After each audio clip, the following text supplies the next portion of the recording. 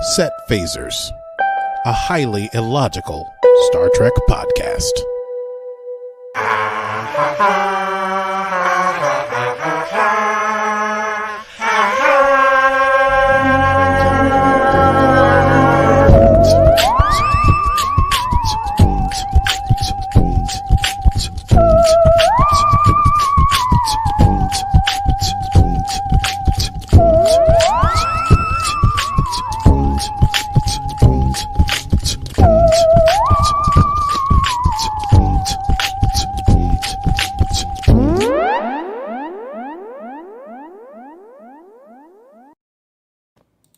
Akie, hello. We were just like jamming offline to our awesome theme tune. You were on mute, my friend. Yes, I'm back. You're back. And I'm better than ever. This is Set Phasers, the highly illogical Star Trek podcast. Shoehorned it in there. We were just talking before about how we should, at some point, potentially sing our intro for one very special episode. One very, very special episode. Maybe the last one we ever do. Maybe. Okay, well, let that day not come. Indeed. If only to hold off us singing the theme song live. It is Stardate 10906.4. And today we are discussing episode 15, the season finale of season 1 of Star Trek Discovery. Will you take my hand? Can you believe we're there already? No. And that's why we had to do the special episode on a Sunday. Indeed. To get through we have the whole season 2 to get through, and then October 15th, season 3, and it's been hundreds of years, there's centuries in the future, and nobody knows what's gonna happen, and there's trills maybe. It's gonna be bonkers. Anyway, let's not get ahead of ourselves. Let's not. So, Akie, should we hit our rundown? What do you think? Yeah, I think it's time to run it down. It's time to run it down. Can you run it down for me? Oh, no. You're much better at this. Can you run it down for me? Steph, your 90s video dance moves are so on point now. You've really improved. Thank you. I've been watching Sister Sister. Oh, that's right. You have been watching Sister Sister. That really long intro where there's this, just awkward stuff. Well, big baggy jeans. Overlap, but you're pulling it off. Thank you. That was very well done. I have a lot to think about. Okay, so season 1 finale. Will you take my hand? As you may recall, I had to do this to wrap this up. So last time on Star Trek Discovery, we came back from the Mirror Universe, and we brought evil Emperor Georgiou. And then Starfleet, it was 9 months in the future than when Disco left. And so Starfleet was losing the war to the Klingons. And Discovery had to find, Captain Cornwell showed up and Sarek is there. And they're, really behind. And so Starbase 1 was not destroyed but taken over. But maybe 80,000 Starfleet people were killed. So Starfleet's, on its heels, desperate. They go to Georgiou, evil Georgiou, and ask her how she conquered the Klingons in her universe, and she basically tells them, but then she makes a deal with the higher-ups for her freedom. She says she has a plan that can guarantee them victory, and so she's installed as Captain Georgiou of the Discovery to lead this new mission to the Klingon homeworld of Kronos. Sorry, I went too early with that. No, that was well done. It was perfectly timed. It's like we're professionals. We're getting good at this. Okay. Oh, yeah. We begin with the Klingon fleet headed towards Earth, and they're saying the target's locked. They're the outer edges of the system, and it zooms in, it's Earth, and then a satellite flies past Earth, and then we're looking at a green planet, which we learn is Kronos. And so Georgiou is at the helm.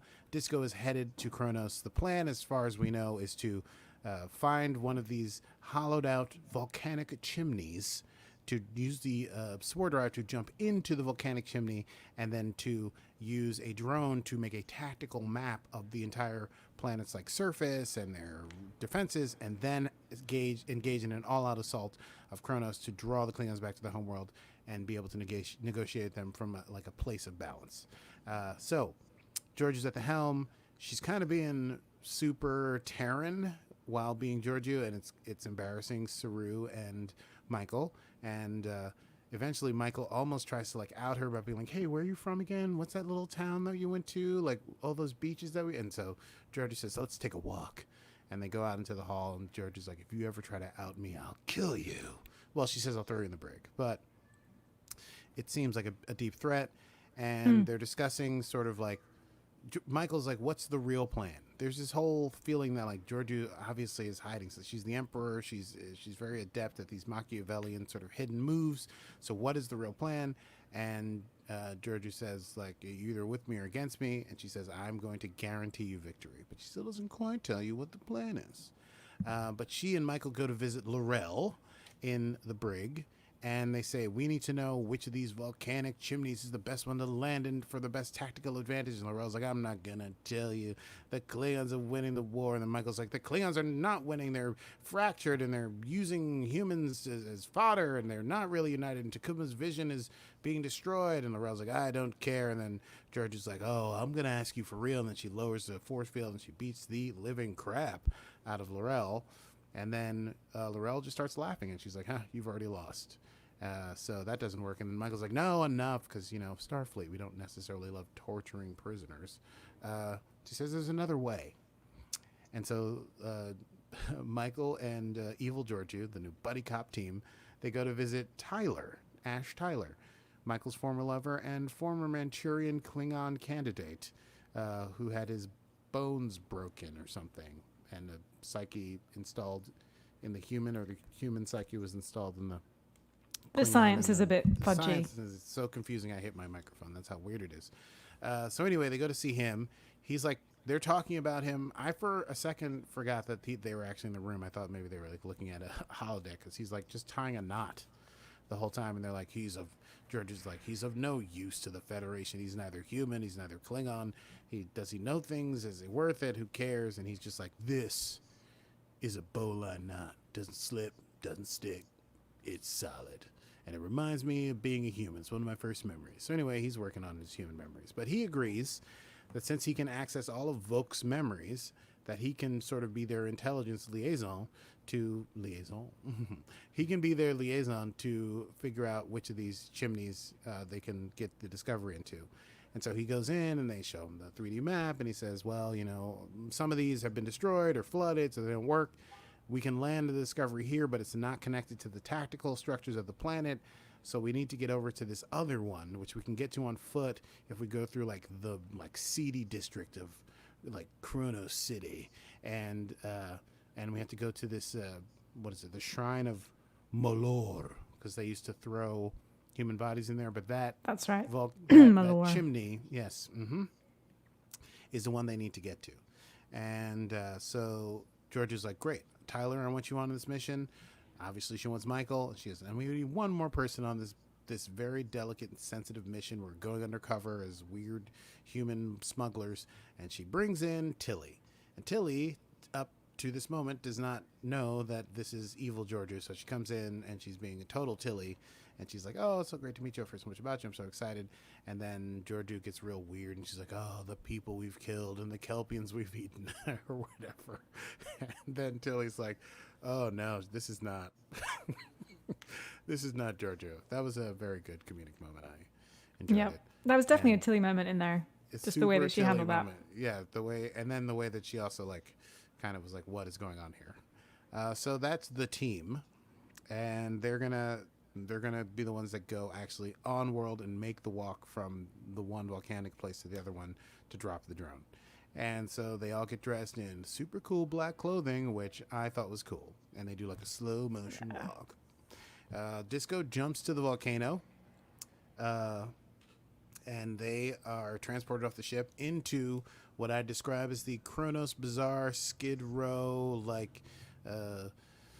the den of thieves from Star Wars. It's just it was, and they had green people as well. They sort of had green sex workers. Yeah, green sex workers and which is very Star Wars. So Star Warsy. Yeah, because they're not naked. They're wearing chain bikinis and thongs and stuff. So very, very Star Warsy. And they're in like there's street meets. Oh, tell me this truck is not going to idle outside of my window for the next 20 minutes. It happens. No, it's a school bus. It's going back. On a Sunday. On a Sunday. Yes. Okay. So there's weird street meets, which is funny for me. So they go to meet, I don't remember what kind of alien they go to meet, but the alien's like, get out of here, Starfleet, you suck. And then Georgie's like, get out of here. And then she like opens a bag and they pull out some badass phasers. And she's like, tell her what we've got. And Tilly now all badass with her hair pulled back and straight. And she's all like, she does a pretty great job of being like a smuggler. She's like, this is this kind of gun. It's got these and it's undetectable, blah, blah, blah, blah. Just reround and shoot 20 times and bing, blah, blah, bing. Oh, yeah, she also puts a gun in that lady's face, and she's like, if you harm my boss, I'll shoot your nose off. And it was great. And then it was like Killy came out, Killy came out. Well, she had been practicing Killy in the Mirror Universe. Fortunately, we are back in the Prime Universe. So then Tilly says like, oh, man, all this like this arms smuggling is making me hungry. Let's go get something to eat. She and Michael go to get some sort of street meat that they have no idea what it is, but she basically is giving Michael the same question, like, what does Giorgio have planned? And Michael doesn't know, but they're like, let's keep an eye on things. And then Tilly starts eating the meat, and she's like, I don't know, she thinks it's delicious. And then Tyler tells her that it's space whale, Gormagan, and she spits it out. Because remember, we had that sweet, sweet Gormagan that mud hidden. Okay, so then they go into basically like a strip club brothel area in Kronos, I guess. And a den of what is it called? A den of iniquities or something? It is a den of iniquity. Oh, you mean like what does Obi-Wan call? Are we talking Star Wars now? No, I wasn't. I was just. I thought that was what that sort of den might be called. Certainly call it a den of iniquity. You could call it a house of ill repute. House of sin. There are many. Yes, a house of sin. There are many fantastic euphemisms for places where people pay other people to have sex with them and drink and do other illicit substances. All these things will happen inside this place. So Philippa immediately sits down in a chair. She's like, hey, let's split up. I'm going to take these two dancers back to a private room. She tells Tilly to just sit there holding the case. And Tyler and Michael go off they're all just trying to find information on where exactly this Morlock shrine is, because that's where they need to get. So Giorgio goes to the back room for some, what I wrote down as sexy time with two green people. And Michael and Tyler wind up in a sort of gambling. Yes. I love how awkward you get when there's some sort of sexy time. We're moving on. Moving on. Michael and Tyler go to a gambling area, and Tyler's like, "Oh yeah, Volk's memories make me sort of remember how to play this game. And I think I'm pretty good at it." So he goes like full on Volk, and he's like talking Klingon. He's hitting Klingons and stuff. He's doing like you remember that episode where Riker goes? He's on like the exchange thing, and he goes to the Klingon ship, and he eats the grok, and he like punches people, and then falls in love with the Klingon woman, of course. That's what I sort of picture when Tyler. I don't remember the Klingon woman. Yeah, the two women were into him at breakfast or at whatever the meal, and then I thought he was scared of them. No, Tyler. No? Not Tyler. Excuse me, Riker. Riker was man, we should probably watch that episode. Yeah, we have to. That should be we're supposed to watch an episode with our patrons. We should. We are. Put that on the list. Okay. Put that on the list. Okay. Where was I? So Michael is like kind of freaked out because he's like getting all Klingon-y, and so she runs away to a tattoo parlor, and she's in the tattoo parlor, and then Tyler comes back to see her, and he's like, they don't have any information. Tilly, meanwhile, is alone, and she gets invited over by some old green man to sit in a chair and smoke some unknown substance with him. She tries to not, and he says, get out. And then she says, okay, I'll smoke. And then she has one inhale, and she completely passes out. In the meantime, Michael tells Tyler about how her parents were killed brutally before her ears, essentially, by Klingon raiders when they were on the Daktari Alpha outpost to see a Stargo supernova, and that's why she has this sort of abiding hatred that she's working through for the Klingon race. And they're sort of discussing all that, and then Tyler sees someone do a Molor ritual at the table, so he runs over there to get some information from them. At the same time, we see Giorgio now in a state of post-coital recumbency, and with her two partners. And they're like, "Oh, you taught us so much. We shouldn't even charge you, but we have to charge you." And she's like, "Maybe you can teach me something." And they go, "Oh!" And then she attacks them. She like puts one in a leg lock and then pulls a phaser on the other one. She's like, "Tell me where the Molar Temple is." So she's effective at what she's effective at. Pretty much everything. At that point, Tilly wakes up and she sees that the drug guy is like trying to break into her case that holds the drone, and she's like, and she says, "Hey, what were we smoking?" And he says it was volcanic, like ash or dust, and she says the volcanoes are dead, and he's like, "Oh, they're not dead, they definitely are still alive." She goes, "Say what?" And then she, for some reason, sort of just like intuitively opens up the case and realizes it's not a drone at all. It is a, quote, hydro bomb. When she discovers that it is a hydro bomb, she immediately calls Michael and Tyler, and she's like, "Hey, this is not a drone, it's a hydro bomb. I think the plan is to put this bomb in the volcanoes, and that will cause like a catastrophic extinction level event on the planet of Kronos, amounting essentially to genocide." And as she's saying that, Giorgio comes up from behind her, hits her on the head, takes the case, knocks her out. Is hydro bomb supposed to be the same as hydrogen bomb? I assume it's meant to be sort of like hydrogen bomb in that maybe it involves hydrogen, but a hydrogen bomb wouldn't be a planet destructor. So I guess it's like hydrogen plus photon technology. I don't know. It's like a big bomb. Big boom. It's a big bada boom. So Tyler and Michael go to Tilly, and they're sort of discussing, and then they get in contact with Disco, and they're trying to stop Giorgio from dropping off the drone/bomb. But even though Disco can see where she is, they can see where the drone is, there's too much shielding on the planet, which is why they had to enact this crazy plan in the first place. And so they're unable to forcibly transport Giorgio out, and they're unable to control the bomb because it's like keyed to Giorgio's biosignature or whatever. So Michael says, like, "All right, fine, I want to talk to the Admiral." So she and the people go back up to the ship. Or no, not up to the ship, down to the ship, because it'll be in the volcanic bubble at this point, right? Underneath the surface. So they go back to Disco, and they make a call to Cornwall, and they show the shit. You did it a few times earlier. I let it go. It's quite funny. Admiral Katrina Cornwell. They make a call to Cornwell, and I don't know why it's going so hard for me. They make a call to Cornwell, and they're like, "Is this your plan? You wanted to commit genocide?" And Cornwell sort of hems and haws, and is like, "We're in a desperate place, and this is what we don't have the luxury of principles." And Michael says, "That's all we have, Admiral." Yeah. And she goes like, "Listen, I made a mistake a year ago when I started this war. I thought that I had to do this thing in order to save us. I thought desperation was the answer, and I made a mistake." And then she says, "Do we need to have a mutiny today to prove who we are?" And I said it in a more controversial, like confrontational way than she did, but that's basically how she said it. And then there's like a stare down, and then the bridge crew joins Michael, and then the Admiral's stand up and have this whole moment. Yeah, they're like, "Yeah, I am Starfleet. I am Spartacus," etc., etc. And the Admiral says, "Okay, what did you have in mind?" And then a plan is launched that we don't know anything about. Next thing we see, Giorgio being approached by Michael as she's in the cave, because she has dropped the bomb and is like tracking it on her handheld doohickey.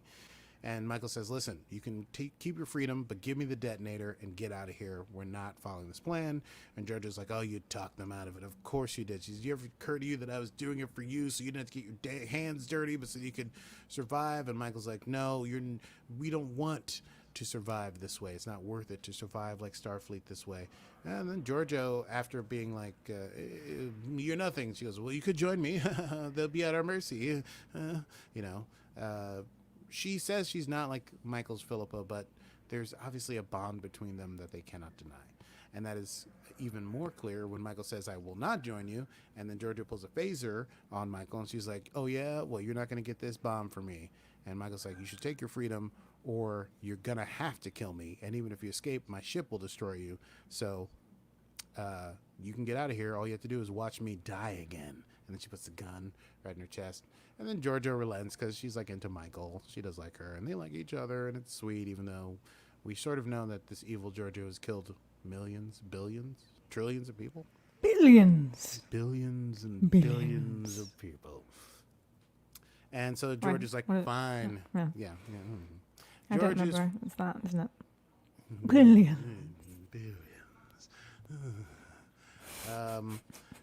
So George is like, fine, whatever. I'll just get out of here. I don't care anyway. You guys can make your own mess or whatever. And she's like, do you want the detonator key to your bio signature? And she goes, not mine. Bring her in. And they bring in Laurel back in her white suit with the blood fangs coming out of it. And she's like, what is this? And they're like, oh, we were going to blow up your whole planet. We were going to commit suicide and kill every single Klingon in the galaxy that we could get our hands on, except for the ones that were able to escape. And she's like, well, you brought me here just to gloat. And Michael's like, no, we brought you here for an alternative. So they figured out this is truly a Vulcan hello. And to bring it back to episode 1. So they set the detonator to Laurel's biosignature, and they say, you can unify the 24 Klingon houses if they understand power and force, and you have the ability to do it. Of course, Laurel is used to being in the shadows. You remember that the other sexy times moment between Laurel and Voq when she was like, oh, I want to be behind you and at your side and all that stuff and all this, stuff they talked about. And then, Tyler speaks up and he says, like, hey, Voq always thought that you had the ability to lead. It is time for you to leave the shadows. And so it is agreed that Laurel will use this bomb the Klingons have the option to unite or die. Before everything, Giorgio splits, but before she leaves, Michael tells her, be good. And Giorgio's like, oh, are you going to chase me down? And Michael's like, just making sure I don't have to. And she smiles and nods, so that could be anything. Very mercurial way to respond to that. Tyler and Michael then have a moment together when Tyler's like, hey, what Giorgio said was right. I'm not really good for Starfleet. I think I'm going to go with Laurel and be like a kind of a liaison between Starfleet and the Klingons and maybe help, establish this balance. But they have some feelings that they share with each other, and he thanks her for keeping him alive and breaking the weird training. And she's like, I see you in there. It's only you. It's kind of like a trust thing. And then they kiss goodbye, and it's very sweet. And then when he leaves, she's holding her, she's holding his bowline knot. It doesn't slip. It doesn't stick, or whatever he said. And they transport to Laurel's Mokai ship, and Burnham transfers back to Disco. And then Laurel uses her abilities of persuasion and also that hydro bomb to convince the 24 Klingon houses that are initially nonplussed about her, or are they plussed? I never remember which is which of the plussed and nonplussed, but they're like, ha ha ha, you can't control us. And she's like, oh yeah, I'll blow us all up. And so they fall in line. The war is over. Michael and the Disco crew return home to Starfleet headquarters in Paris, and they're on Earth. And Michael is approached by Amanda, her mother. Well, Sarek's wife, and Sarek is her father, so Amanda's her mother, but they're not her biological parents. Put it that way. And she says, you told me to remember my humanity, and I didn't understand that until now, and I just want to thank you for telling me that when I was young. And they share a tearful moment, and then Sarah comes over, and they have their version of a tearful moment among Vulcans, where he says, I made some mistakes, and I was part of an unprincipled attack. And then Michael says, hey, you were desperate. He goes, still, I have a lot to thank you for. I am as grateful to you as the Starfleet should be as well. I will go with your ship to the next place that you're going to get your new captain from Vulcan. And she's like, it would be great to have that. And then he smiles at her, and that was sweet. I liked it. The penultimate scene is Michael addressing the Federation Council. She gives a stirring speech that begun as a voiceover at the beginning of the episode and left us hanging because it did not answer a question. She finishes it, and also people are awarded. Saru is the first Kelpian to get the Medal of Honor. I assume the whole crew gets the Medal of Honor, but Saru's the first Kelpian. And Yeah, Stamets they all and have something on them. Yeah, in posthumously, Culber gets the award, and Tilly gets accepted into the Starfleet Command Training Program. Huzzah, huzzah, huzzah! And then there is an ovation, not standing, but there is an ovation for Michael and the whole crew, and it's sweet, and the speech is stirring, and I will say it later. Anyway, they get back on the disco. They're talking all this jibba jabba. They're gonna have to warp to Vulcan because Starfleet's kind of like, maybe we should find like a non-human, non-living, sentient way to control the spore drive that doesn't involve ripping someone's mind in half. So they're going to warp to Vulcan to get the new captain, and on their way to Vulcan, they receive a Priority 1 distress call. And so they drop out of warp because it's kind of choppy, and then even then they don't really hear what it's supposed to be, but then they do discover that it is coming from Captain Pike on the Enterprise, the NCC 1701. And the outro credits are the original Star Trek theme music. And that, Yes. my friends, is episode 15, season finale of season 1 of Star Trek Discovery. And we throw it up. Did I do it? You did. You know, it's very cathartic, but they don't go very far often. Like, they're right here at my feet now. So, that was a crazy episode. I threw them before getting into stats. There's only one black alert, and there's no set phasers, and there's two to transports. So, that's that. Good job on the stats. Sky says you're a little quiet, by the way. I'm sorry. Well, I get quiet when Steph makes me talk about sexy times. So, I just start running away from the microphone. I apologize. But now, I hope, coming in loud and clear. Sky will let us know. Sky will let us know. Okay. Well, should we go to Quotable Moments? We should. Quotable Moments. That really did it for me. Do you have any in particular that you would like to mention, or should I read my super long one? No, I please do did yours. have Yes, one, great. actually. Which one was it? It was, the only way to defeat fear is to tell it no. No, we will not take shortcuts on the path to righteousness. No, we will not break the rules that protect us from our basest instincts. No, we will not allow desperation to destroy moral authority. Hey, that's pretty good. That's basically my quote. I just did the first part of it, the story. So that's great. Are you ready? Yes, I am. Let me lean in here. Oh, you know what? Could be that I have the mic lower than usual. Thanks, Sky. Thank you, Sky. On the eve of battle, on a cold and windless night, an old general turned to a young soldier. "Tomorrow," said the master, "you will know fear." The young soldier, who had not yet experienced the agony of war, looked at the general with quizzical eyes. "How will I know fear if I do not know what it looks like?" The general replied, "You will know fear because it speaks very fast and it speaks very loud. If that is how fear acts, recognizing it is easy." But as the young soldier considered the general's advice, she asked the question facing us now. "Once I know fear, how do I defeat it?" The general's answer, "The only way to defeat fear is to tell it no," leading into the part that Steph read. And I also like the little part at the end, because the things you said no about the path to righteousness. We will not break rules that protect us from basic instincts.